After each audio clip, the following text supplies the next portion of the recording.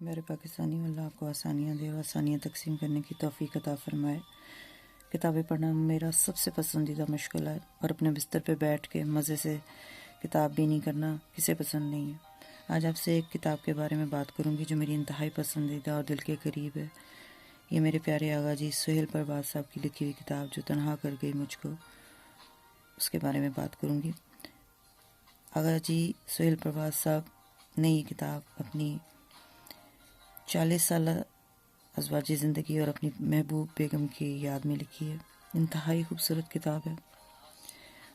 آج کل نوجوان لڑکے لڑکیاں شادی کرنا تو سمجھتے ہیں بہت آسان ہے، لیکن شادی کو نبھانا، اس کے تقاضے پورے کرنا بہت مشکل ہے۔ اس کتاب میں آغا جی نے ہر اس چیز کے بارے میں ہم سے اپنی یادیں شیئر کی ہیں جو انہوں نے اپنی پیاری بیگم کے ساتھ گزاری، وہ باتیں، وہ یادیں۔ آپ پڑھیں گے تو آپ کو بہت اچھا لگے گا۔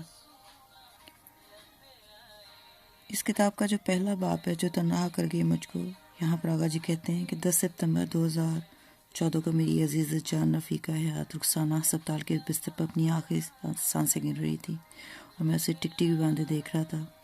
بخوبی جانتا تھا کہ ہماری ملاقات کا وقت ختم ہو رہا تھا، لیکن کسی سے بھی کہنے کا حوصلہ نہیں کر پا رہا تھا۔ ایسے میں خیال بے اختیار ذہن میں ابھرا، وہ جس نے ساتھ دینا تھا لو تنہا کر گئی مجھ کو اور نقش ہو کر رہ گیا۔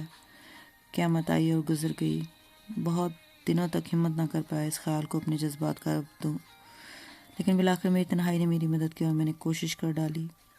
فسردہ کر گئی مجھ کو، شکستہ کر گئی مجھ کو کہ جس نے ساتھ دینا تھا وہ تنہا کر گئی مجھ کو۔ بدلتے موسموں کا سحر رکھتا ہے مجھے مسحور، خزاں کی زرد رت کا سرد لمحہ کر گئی مجھ کو۔ ہمیں تو ساتھ چلنا تھا، ہمیں وعدہ نبھانا تھا، چھٹک کر قبائے جان دریدہ کر گئی مجھ کو۔ طویل ایک ساتھ ٹوٹے تو جہاں دل اجڑتا ہے، چھڑا کر ہاتھ وہ پل میں تماشا کر گئی مجھ کو۔ وہ جس آنگن میں رہتی تھی کبھی چہکار سی اس کی، اسی آنگن کا وہ تنہا پرندہ کر گئی مجھ کو۔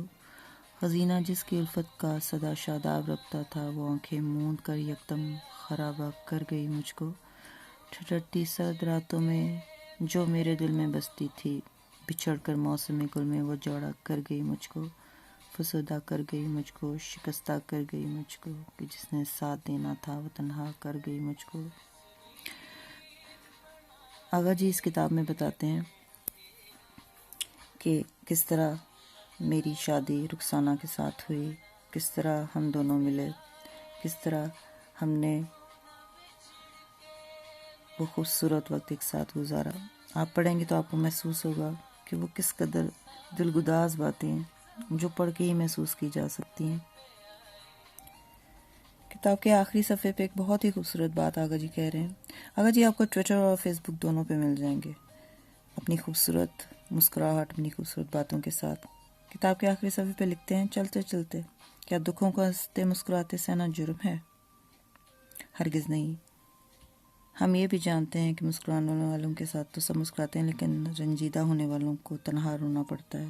سر چارلی چپلن کا ایک قول مجھے بہت پسند ہے کہ مجھے بارش میں چلنا بہت پسند ہے کیونکہ میرے آنسو کسی کو نظر نہیں آتے۔ دکھ ہر انسان کا ذاتی سرمایہ ہے، لیکن میں نے اگر اپنی رفاقت کی داستان قارئین کے ساتھ شیئر کیا تو فقط اس لیے کہ اس میں نوجوان نسل کے لیے سبق پنہا ہے، وگرنہ بہت کم لکھاری اپنی نجی زندگی کے دیش ہوا کرتے ہیں۔